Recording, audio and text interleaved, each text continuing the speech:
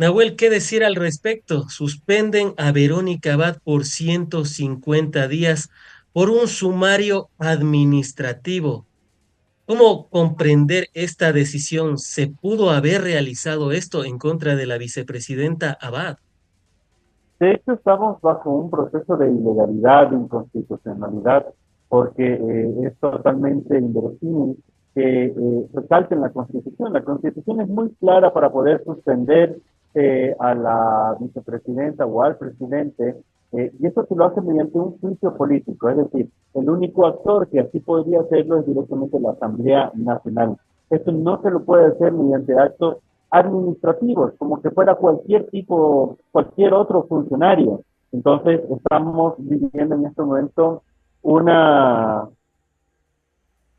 perdón, estamos viviendo en este momento una inconstitucionalidad por parte de la ministra de Trabajo, por parte del gobierno nacional, lo cual tiene que ya presentarse una denuncia ante la Corte Constitucional.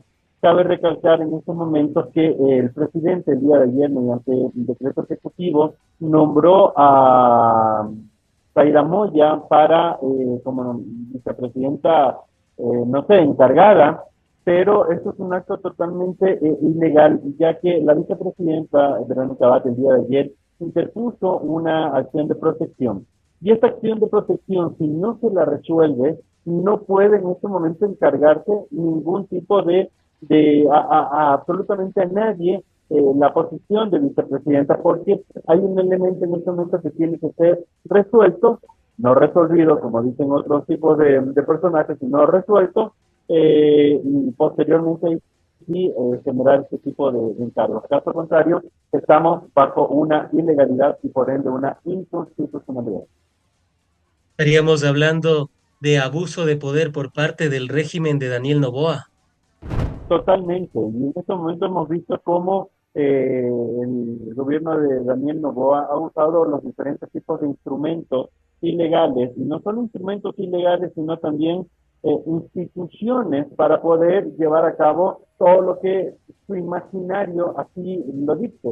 Eso quiere decir que utiliza, por ejemplo, un tribunal contencioso electoral para poder solventar cualquier tipo de escollo que se presente en estas nuevas elecciones para el febrero del 2025, como por ejemplo hacerlo un lado a topic, o por ejemplo archivar el proceso de demanda que tiene en este momento la vicepresidenta Verónica Abad contra el actual presidente, contra Diana Jacome, contra el ex viceministro Esteban Torres. Es decir, estamos ante un presidente que utiliza la institucionalidad del gobierno nacional y de otros entes para poder salir adelante con su pretensión de llegar al 2025 con una reelección. ¿Cuál es la diferencia entre un funcionario público al que sí le pueden abrir un sumario administrativo versus un funcionario público también, pero de elección popular, como el caso de la vicepresidenta Verónica Abad? O sea, la gran diferencia es lo que te decía, ¿no? Los servidores públicos del gobierno nacional, no necesariamente del municipal, del gobierno nacional, están regidos bajo la LOCEP. Entonces, bajo la LOCEP uno tiene algún tipo de instancias, algún tipo de requerimientos, requisitos para poder sancionar a una persona común, a un funcionario público. En este caso, tanto la presidenta como la vicepresidenta, como el presidente de la República, como su vicepresidente o vicepresidenta, el único ente sancionador es la Asamblea Nacional, porque así lo dicta la Constitución de la República. Entonces, ahí tienen los dos grandes diferencias que se tienen para poder actuar en este sentido. Ahora, cabe mencionar que es llama mucho la atención el hecho de que tú sancionaste a una vicepresidenta por 150 días, es decir, sin ningún tipo de base legal, son 150 días que la suspenden. ¿Qué se refiere a estos 150 días? No es ninguna coincidencia que es el tiempo justo que lleva el proceso de elecciones, que incluye tanto la primera vuelta como la segunda vuelta en caso de existir. No solo eso, sino que por ausencia de más de 30 días injustificada, automáticamente la vicepresidenta quedaría fuera y ahí sí se tendría que elegir entre una terna, según el artículo 150 de la Constitución, para elegir al nuevo vicepresidente. Así que nada es coincidencia, todo tiene una razón de ser. Estamos frente a un presidente que está haciendo las cosas de manera, podría ser hasta dictatorial, ¿no? No temo mucho en esa palabra porque es evidente con los diferentes casos, con las diferentes actuaciones que se han venido dando. Así es que hay que tener mucho en cuenta todos estos actuales, ya que me parece que todavía no hemos terminado de ver cuál es el real accionar por parte de Daniel Noboa. ¿Cuáles son las acciones que podría emprender Verónica Abad? Uno es el recurso de la Corte Constitucional, pero también se ha hablado de ir a instancias internacionales. Podría ser que sabemos que las instancias internacionales se demoran bastante tiempo, pero en otros son un poco más diligentes, como el caso de Gustavo Petro cuando fue destituido de la alcaldía de Bogotá por igual absurdos jurídicos. Podría ser este el caso si es que la Corte no falla a favor de Abad, podría ser que instancias internacionales fallen a favor de Verónica Abad. Claro que sí, totalmente de acuerdo el hecho que traes a colación el caso que hace algunos años se ventiló, que es el caso Petro versus Colombia. En este caso, Petro lo ganó, pero lastimosamente fue después de algunos años, cuando una instancia administrativa lo despojó de su vestidura de alcalde. Entonces, ahí la Corte Internacional fue muy clara al decir que esto no puede pasar. Entonces, cuando existe un dictamen por un ente internacional, esto automáticamente es ley para todos los países, lo cual una vez más vemos que el gobierno de Daniel Noboa hizo caso omiso a lo que la Corte Internacional en su momento sí lo dictaminó.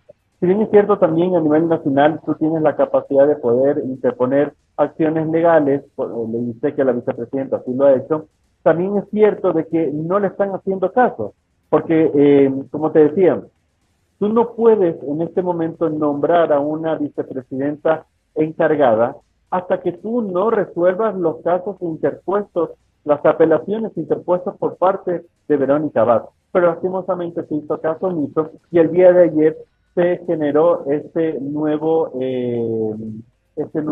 decreto presidencial donde nombraban a la nueva vicepresidenta encargada, lo cual, repito una vez más, es ilegal, es inconstitucional, pero ya hemos visto esa práctica recurrente por parte del gobierno de Daniel Noboa. En este marco también se ha exigido por parte de Verónica Abad, la vicepresidenta depuesta, que se realicen acciones como seguir un juicio político a la ministra del Trabajo, Ivonne Núñez. Dentro de este marco, ¿se podría seguir el juicio a la ministra Ivonne Núñez tras haber suspendido a Verónica Abad por 150 días? Totalmente, este es un proceso que va de manera simultánea, de manera paralela en la Asamblea Nacional, que va a tomar su tiempo, porque acuérdate que existe un orden de relación, es decir, con base en los casos que van llegando, la Asamblea Nacional así va despachando cada uno de los procesos de juicios políticos. Eso quiere decir que este juicio político a la ministra de Trabajo tendría que lastimosamente ir a la cola.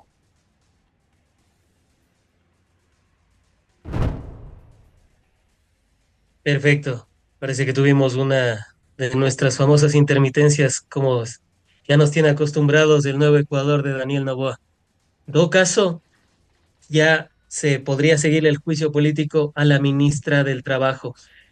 Pero ¿cómo sería el procedimiento? ¿Se suma a la lista de de todos los pedidos de juicio político o por la gravedad y al ser la vicepresidenta se podría tomar en consideración primero a ella o cómo sería el procedimiento? Porque sabemos que hay algunos juicios a la cola. Digamos que dentro de un proceso normal tendría que ir a la cola. Ahora cabe recalcar que quien tiene la atribución también un poco para modificar esto es el CAL. Entonces, una vez que llegue el proceso de inicio de juicio político a la ministra de Trabajo, el CAL tiene que conocer enviarlo a la comisión de fiscalización. Y esta comisión de fiscalización, o sea, el CAL quizás también un poco promover el hecho de que sea un juicio tratado de manera inmediata y la comisión de fiscalización tiene la capacidad y potestad para poder ponerlo en un principio. Pero me parece que esto no va a pasar, me parece que esto va a ir a la cola y las instancias legales van a tener que ir de manera simultánea en algunos aspectos, llámese en la Corte Constitucional, en las Cortes Internacionales, en la Asamblea Nacional. Es decir, ya el perjuicio para el Estado ecuatoriano ya está hecho. Ya nos están viendo en este momento de manera internacional de la peor manera como un país que simplemente no cumple los tratados internacionales y que depende de la política se hace lo que se viene y gana para un beneficio propio. ¿Existe, Nahuel, algún caso de algún país en el mundo donde haya pasado algo similar, de que un ministerio del trabajo esté por encima del vicepresidente o del presidente y que lo sancione por 150 días? No, no existe ningún caso referido, como te decía, el más parecido puede ser el de Petro, el de Gustavo Petro, pero aún así no es parecido porque estamos hablando de que esto es una acción disciplinaria administrativa, estrictamente administrativa que se le da a un funcionario público X, no a una vicepresidenta en su calidad de vicepresidenta. No solo eso, sino que dentro de la Constitución ya establece de manera muy clara y adecuada cuál es el tratamiento para este tipo de procedimientos. Entonces, no existe de lo que hemos estudiado estas últimas horas un proceso igual en ningún país. Eh, pero si estamos acostumbrados a que invadan embajadas a diestra y siniestra sin que esto les importe poco o nada, creo que esto es simplemente una cereza más al pastel de todo esto que se está lastimosamente viviendo en el Ecuador por un gobierno que simplemente ve sus intereses y va con sus intereses, no le importa pisotear a quien esté por delante. Dentro de toda esta coyuntura también se ha sumado el tema de Jan Topic, quien ya ha quedado fuera de la contienda electoral. Nahuel, ¿fue legal lo que hicieron en contra de Jan Topic al dejarlo fuera de la contienda electoral? Como te decía en un principio, parte de lo nefasto que ha sido este gobierno es el hecho de que tiene a su haber algunas instituciones públicas que supuestamente deberían ser independientes. Una de esas instituciones públicas es el Tribunal Contencioso Electoral.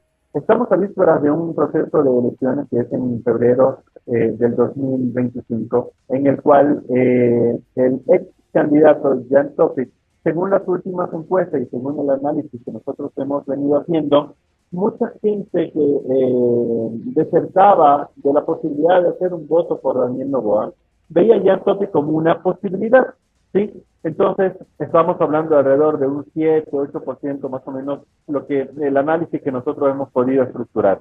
Y esto venía en merma a una posible segunda vuelta por parte del candidato Daniel Noboa. Entonces, como tiene un contendor y como lo dije hace un momento, cualquier pieza en adelante que pueda obstaculizar las elecciones o la reelección del 2025, hemos visto que Daniel Noboa simplemente lo aplaza. Y para eso ha utilizado una institucionalidad como es el Tribunal Contencioso Electoral. Lo hicieron a un lado a Jan Topic, por supuesto. Imagínate, de la lectura que se hizo del informe, hablaba siempre de supuestos, que no son los supuestos que se utilizó también para analizar las candidaturas de Guillermo Lazo con intereses estrictamente bancarios. No se hizo este mismo análisis con el propio Daniel Noboa con intereses estrictamente comerciales y se lo hace ahora con Jan Topic. Entonces estamos hablando que tenemos un TSE a la carta y que Daniel Noboa ha demostrado que cualquiera que se le ponga enfrente, lo repito, simplemente utilizará cualquier tipo de instrumento ilegal, cualquier tipo de institucionalidad para hacerlo a un lado. Hay algunas acusaciones en contra de Jan Topic de tener el negocio de, por ejemplo, los fotorradares.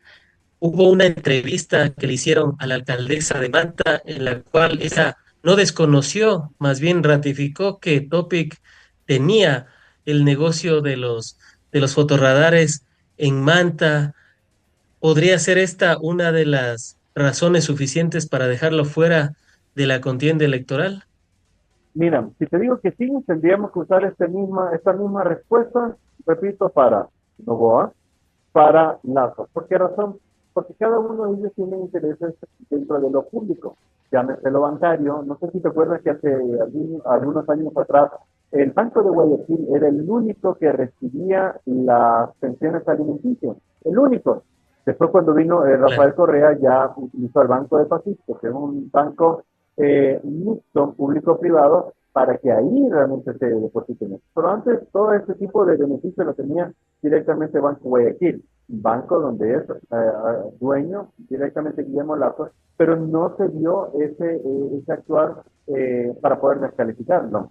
Llámese también lo que está pasando con Novoa, con los bananeros, con los permisos, con los porcentajes para poder exportar banano de su empresa.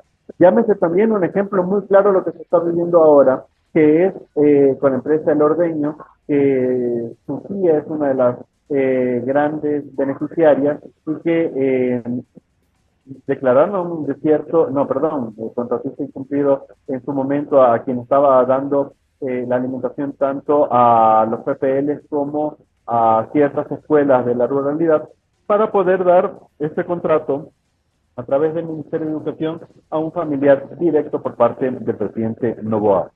Eso quiere decir que Jan Topic, si bien es cierto, tuvo una injerencia directa en el contrato con Manta, también es cierto que él en su momento, sus acciones, etcétera, las cedió, no importa quién, pero las cedió. No obstante de eso, tienes un documento por parte del PERCOP donde indica que él no es contratista del Estado. Entonces, con todo esto que te cuento, tenemos ya una respuesta muy obvia de que Jan Topic no era contratista del Estado, lo único que era una persona que le robaba votos a Novoa y que tenían que buscar cualquier tipo de lucha para hacerlo a un lado.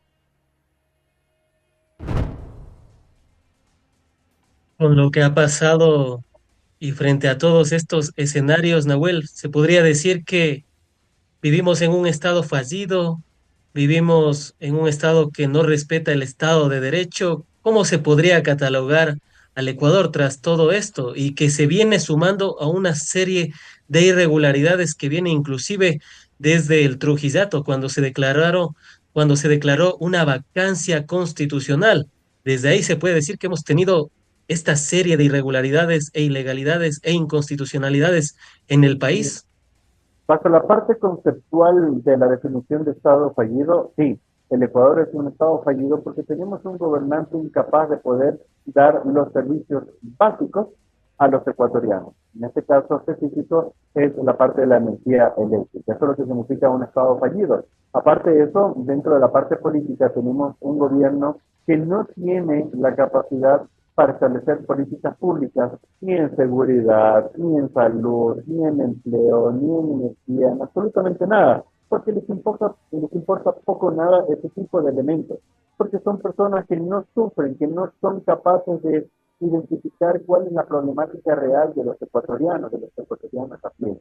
Entonces, cuando tenemos eso, tenemos enfrente a un gobierno que es indolente, a un presidente que no tiene idea sobre las necesidades reales que tienen hoy por hoy los ecuatorianos, a un presidente que a duras penas creo que va a llegar a una segunda vuelta, a un presidente que tiene sumido a toda la población ecuatoriana con 12 horas de racionamiento, a sabiendas que en las elecciones pasadas del 2023, cuando se le hizo la pregunta, él conocía sobre el viaje que se venía para el 2024, inclusive dio una respuesta totalmente ilógica, pero respuesta al final, donde dice que el problema no es la generación, sino en la transmisión, donde sabía cuáles eran, qué se avisoraba de aquí en un futuro muy cercano.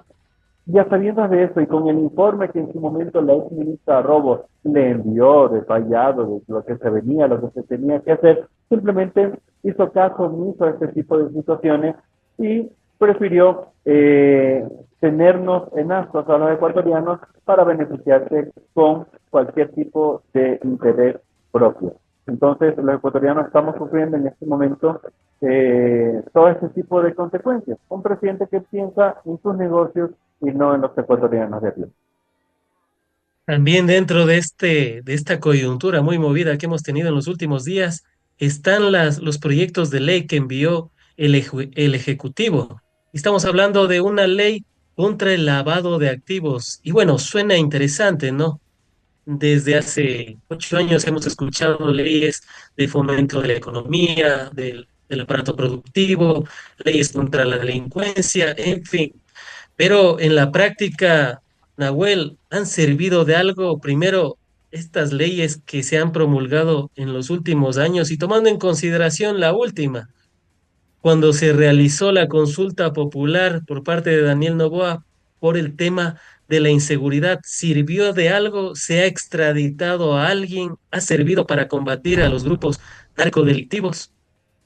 Vamos a responder en dos partes. Primero, esta es el cuarto proyecto de ley de lavado de activos que se ingresa a la Asamblea Nacional en los últimos 7 años, los cuales han servido para poco o nada. Segundo, esta consulta tanto la consulta como el supuesto plan Fénix, no han servido para absolutamente nada, más allá de votar 50 o 60 millones de dólares en una consulta totalmente innecesaria, donde se lo pudo tranquilamente haber invertido en el pago de las realizadoras, etcétera, tantos proveedores que están en este momento siendo incumplidos. Y es tanto lo que no sirve que hace un par de horas tenemos un nuevo incidente en las cárceles del Ecuador, donde ya existe lastimosamente gente muerta, heridos, etcétera. Y nada cambia. Los niveles de inseguridad siguen subiendo, los secuestros siguen subiendo, las estafas siguen subiendo. Esto quiere decir que no existe una solución tan cacareada con estos proyectos de ley, con estas leyes, con ahí sí, entre muchas comillas, políticas públicas que se hicieron con base en la seguridad, este famoso indescifrable plan Fénix, nos damos cuenta de que simplemente nada ha servido, de que no existe, de que son incompetentes, que no tienen la capacidad para poder resolver esta problemática de inseguridad, de empleo, de salud, de energía, agraria, no tienen esa capacidad, posibilidad, ni siquiera creo que lo quieren hacer para sacar a los ecuatorianos adelante. Y es por eso que hoy por hoy estamos sufriendo todas las consecuencias. Entonces estaríamos hablando, Nahuel, que esta ley contra el lavado de activos se sigue sumando a todas las leyes que no han dado resultados. Y hablemos de la ley No Más Apagones uno, ahora ya tenemos una ley No Más Apagones 2. Y bueno, o sea, estamos hablando de que el papel lo aguanta todo, pero en la práctica y en la realidad no sirven para absolutamente nada. Totalmente. Dijeron que supuestamente la empresa privada no podía generar más allá de 100 megas, eh, porque de ahí en adelante lo hacía solo el gobierno nacional, y se dieron cuenta, perdón, de que eso simplemente no era así, no era cierto, y lo volvieron a poner en una ley totalmente para mí innecesaria. Pero bueno, para no generar una parte discursiva por parte del gobierno nacional donde dice no podemos enfrentar la crisis eléctrica porque la asamblea no nos da chance a nuestros proyectos de ley de beneficio, todos los ecuatorianos, bla, bla, bla. Entonces, lo que hizo la asamblea, ok, tú quieres esto, esto tienes, ahora sí, actúa. Han pasado ya semanas y no hay ningún tipo de resolución. Todo lo contrario, las decisiones que se han tomado han sido totalmente equívocas, impo populares, populistas, en miras a las elecciones 2025, pero lastimosamente se le dio tanto de la mano que hoy por hoy estamos con cortes de 12 horas diarias y la cosa no pinta bien. No realizaron los mantenimientos adecuados, sabían qué tenían que hacer. La energía térmica tenía toda la capacidad para suplir la hídrica, pero simplemente no les dio la gana en su momento de poder hacer mantenimiento a estas infraestructuras. Entonces, el papel, como tú muy bien lo dices, Frank, aguanta absolutamente todo, pero la realidad que vimos los ecuatorianos es que hoy por hoy estamos con una pérdida en el sector productivo de más de 4.000 millones de dólares. Repito, 4.000 millones de dólares, con casi el 5% deducido de ecuatoriano de las empresas privadas porque no tienen que producir, porque no tienen cómo producir, porque no tienen a quién venderlo, porque el ecuatoriano de hoy vive en el día a día, porque el problema que en este momento tenemos todos en los bolsillos nos ha generado de que las cosas que yo voy a comprar tienen que ser las estrictamente necesarias para sobrevivir, no para vivir, para sobrevivir. Entonces, la afectación que existe en este momento a la industria nacional, a todo lo que es la empresa, es muy fuerte, alrededor de ya más de 4.000 millones de dólares de pérdidas y esto no mira que va, no se ve un horizonte cercano para mejorar la situación. Y es interesante porque las remesas de nuestros migrantes aproximadamente se acercan a los 4.000 y casi 5.000 millones de dólares, que es justo lo que hemos perdido en 2 meses, según Gracias a los algunos, migrantes. según el comité empresarial. Nahuel, nada más quería cerrar con esto. ¿Cómo se combate el lavado de activos? Era revisando el nivel histórico del país y para mencionar solo la evolución de los últimos años, en el 2017 en el país se lavaba cerca de 1.000 millones de dólares, pero ahora las cifras oficiales y extraoficiales data de 5.000 a 6.000 millones de dólares, o sea, se ha sextuplicado prácticamente el lavado de activos en el Ecuador en cuestión de apenas 8 años. ¿Qué, qué pasó? Lo que pasa es que no tenemos institucionalidad. En el momento que el país no tiene una institucionalidad, estamos a merced de que existan estos grupos que vienen al Ecuador a lavar dinero. Cabe recalcar, mira, te voy a poner un ejemplo muy de hace un par de días, que es muy evidente lo que está pasando. Cuando se hicieron las revelaciones de ciertos chats de Fernando Villavicencio, se evidenció que existía el pago a ciertas páginas para apoyar a ciertos candidatos, Roll al centers. dato, a otros periodistas, etcétera. Entonces, te das cuenta ahí cómo el dinero iba y venía al negro. ¿Qué quiere decir? Pues, oye, te voy a dejar 7.000 dólares para esta publicación. ¿Dónde te los dejo? No los depositaban, no facturaban, inclusive lo Ah, ponían en el sistema bancario para lavarlo de lo lindo. Habían conversaciones donde decía, ¿sabes qué? Hazme depósitos de 400 dólares. Sí, de 400 y 400 para llegar hasta 30.000. Imagínate, eso es el lavado, es el lavado de dinero. Y de esa manera es que el Ecuador últimamente se ha visto infestado por este tipo de actividades. Entonces, si no existe una institucionalidad, una superintendencia de bancos, un SRI que realmente cumpla su función, una UAFE. La UAFE en este momento está totalmente pintada, venida a menos.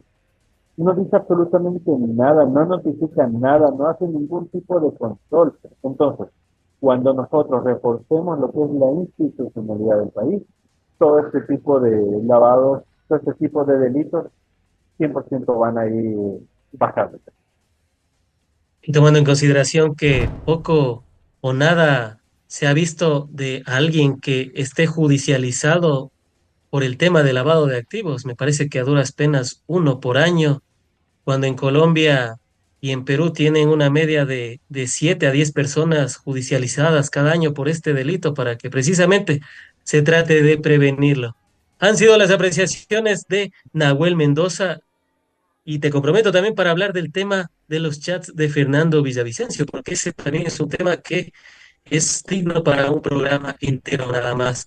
Cómo operaba políticamente y a la final de mártir parece que no tuvo nada. Nahuel Claro que sí, Mendoza, muchísimas Esteban. gracias por estar aquí. Cuando lo necesite, aquí estamos y muchas gracias por la invitación. Un abrazo.